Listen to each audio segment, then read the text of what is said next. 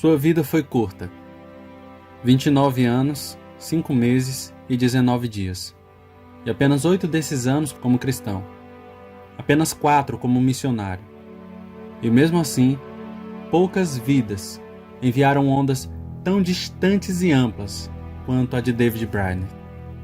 Porque sua vida causou tamanho impacto. Porque John Wesley disse que todo pregador leia com atenção a vida de David Brainerd. Porque William Carey considerava a vida de David Brainerd de Jonathan Edwards como tão preciosa e santa. Henry Martyn, missionário na Índia e na Pérsia, escreveu: quando era estudante em Cambridge, em 1802, eu desejava ser como David Brainerd. Porque essa vida teve uma influência tão notável. Ou talvez eu deva fazer uma pergunta mais modesta e prática. Por que isso nos causa tanto impacto? Como isso nos ajudou a continuar no ministério e a buscar a santidade, o poder divino e a fecundidade em nossa vida? A resposta é que a vida de David Brainerd é um testemunho vívido e poderoso da verdade que Deus pode e usa santos fracos, doentes, desanimados, abatidos, solitários e em dificuldades, que choram diante dele dia e noite para realizar coisas surpreendentes para sua glória. Há grandes frutos em suas aflições.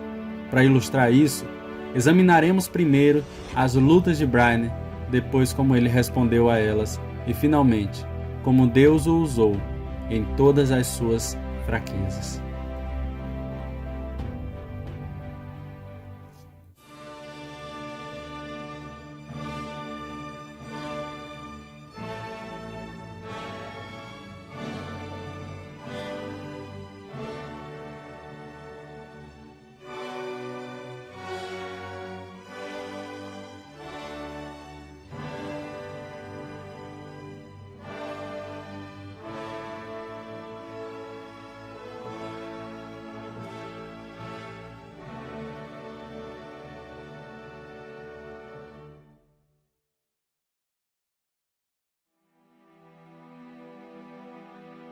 Há 300 anos atrás, Brainerd nasceu em 20 de abril de 1718, na cidade de Haddon, Connecticut, e se converteu aos 21 anos.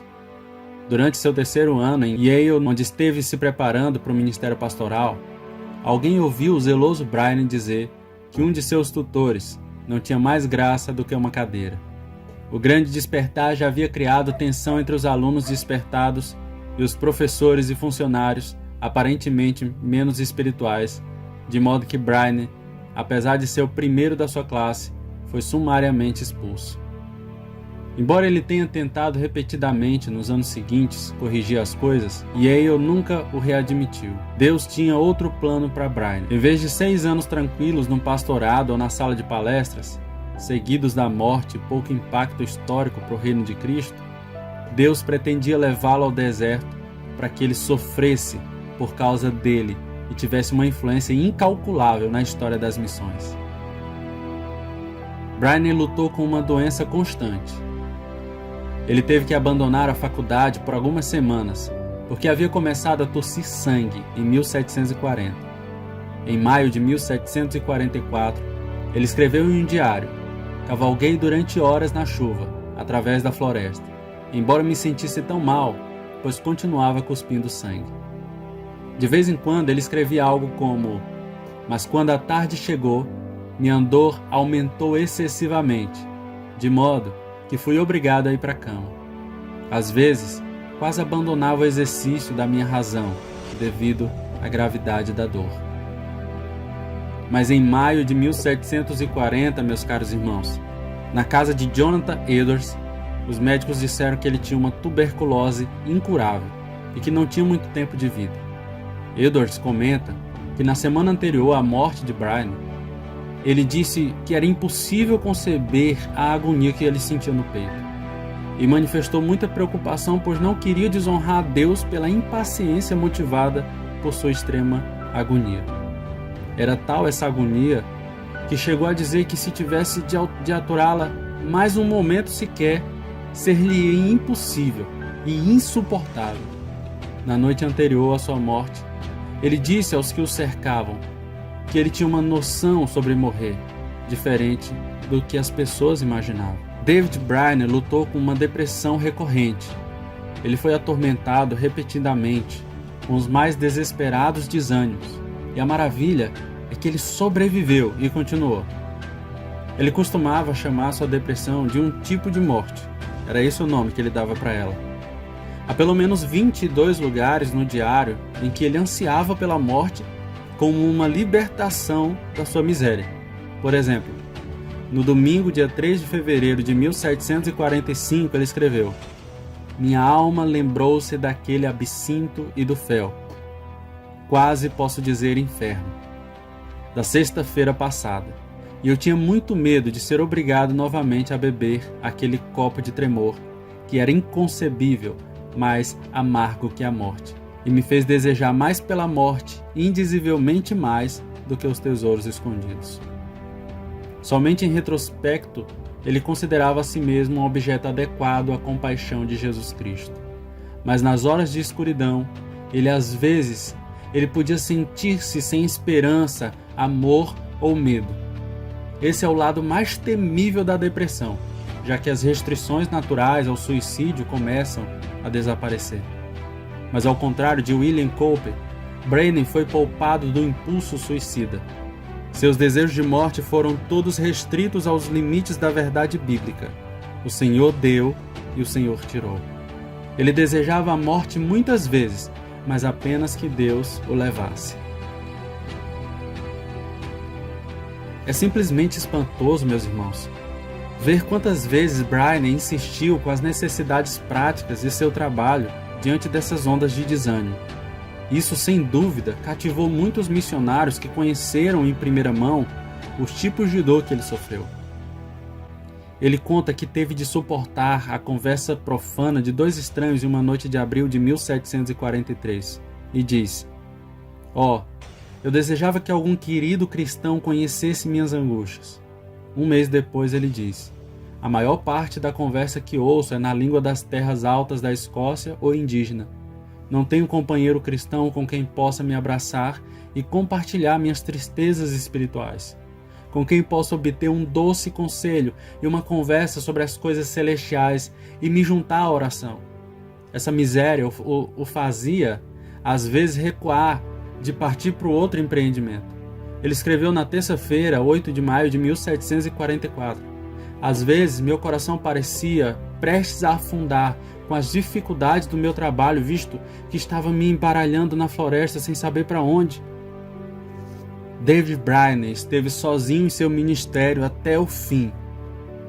Durante as últimas 19 semanas de sua vida, Jerusha Edwards, filha de Jonathan Edwards, com 17 anos, foi sua enfermeira. E muitos especulam que havia profundo amor entre eles. Mas no deserto e no ministério, ele estava sozinho e só podia derramar sua alma a Deus. E Deus o deu à luz e o manteve em marcha. Poderíamos continuar descrevendo as outras lutas de David Brainerd, irmãos. Sua imensa dificuldades externas, sua visão sombria da natureza, seu problema de amar os índios, suas tentações de deixar o campo. Mas agora vamos voltar para como Brainerd reagiu a essas lutas. O que imediatamente nos impressiona é que ele não desistiu. Uma das principais razões pelas quais a vida de David Brainerd tem efeitos poderosos sobre as pessoas é que, apesar de todas as suas lutas, ele nunca desistiu de sua fé ou de seu ministério. Ele foi consumado pela paixão de terminar sua carreira e honrar o seu mestre, espalhar o reino e avançar em santidade pessoal. Foi essa lealdade inabalável à causa de Cristo que faz sua vida brilhar em glória. Entre todos os meios que Brainerd usou para buscar cada vez mais santidade e procurar ser sutil, a oração e o jejum se destacam acima de tudo. Lemos sobre ele passar dias inteiros em oração. Quarta-feira, 30 de junho de 1742, está escrito no seu diário: passei quase o dia inteiro em oração sem cessar. Às vezes, ele reservava até 6 períodos no dia para orar. Bendito seja Deus, Tive muita liberdade 5 ou 6 vezes no dia em oração e louvor, e senti uma grande preocupação em meu espírito pela salvação daquelas almas preciosas e a ampliação do reino do Redentor entre elas. E junto com a oração, Brian buscou a santidade e utilidade com o jejum. Repetidas vezes em seu diário, ele conta sobre os dias passados em jejum. Uma das mais notáveis, tendo em vista como a maioria de nós celebra nossos aniversários, é o jejum de seu aniversário de 25 anos.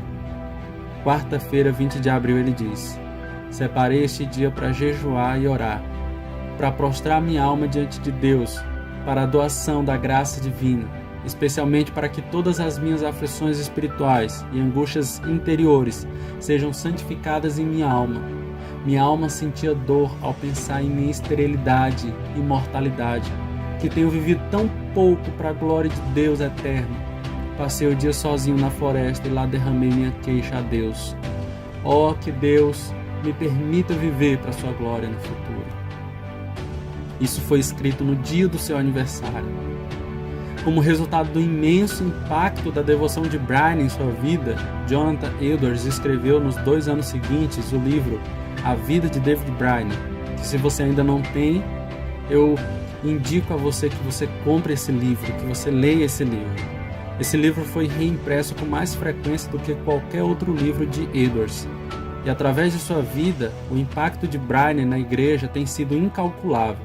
Além de todos os missionários famosos que nos dizem que foram sustentados e inspirados através desse livro também, quanto incontáveis outros servos fiéis, desconhecidos, devem existir que encontraram no testemunho da vida de David Brian o incentivo e a força para continuar. É um pensamento inspirador que uma pedrinha lançada no mar da história possa produzir ondas de graça que quebram em praias distantes, centenas de anos depois e a milhares de quilômetros de distância. Robert Glover pondera esse pensamento com admiração quando escreve: foi a vida santa de David Brian que influenciou Henry Martyn a se tornar um missionário e foi um fator primordial na inspiração de William Carey. Carey, por sua vez, moveu Adoniram Judson, e assim traçamos a linhagem espiritual passo a passo.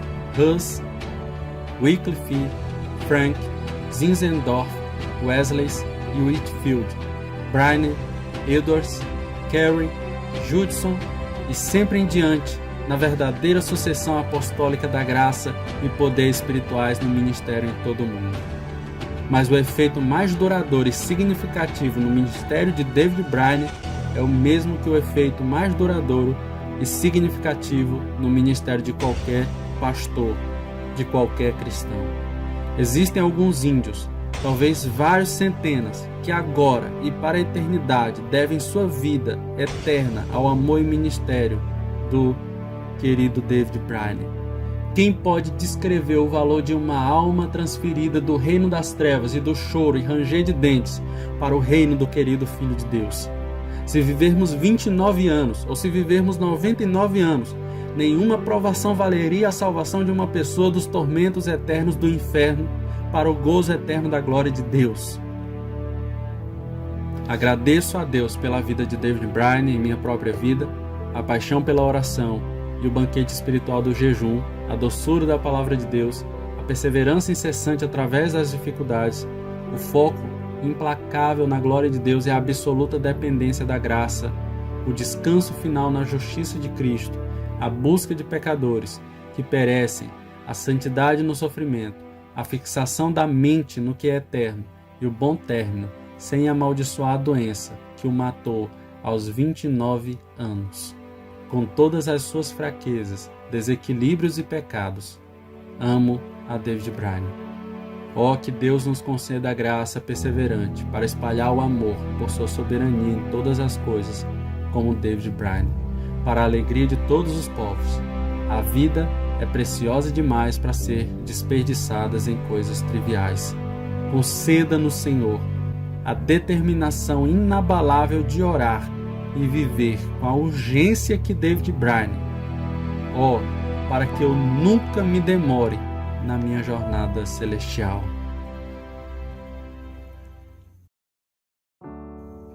Então é isso, meus irmãos. Se vocês gostaram e se esse vídeo foi edificante para você, então compartilhe esse vídeo com pessoas que você gosta, pessoas que você deseja que conheçam a vida de David Brainerd.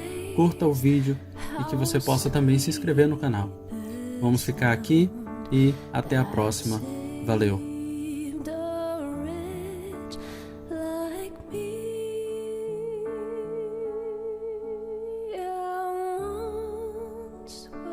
Lost, but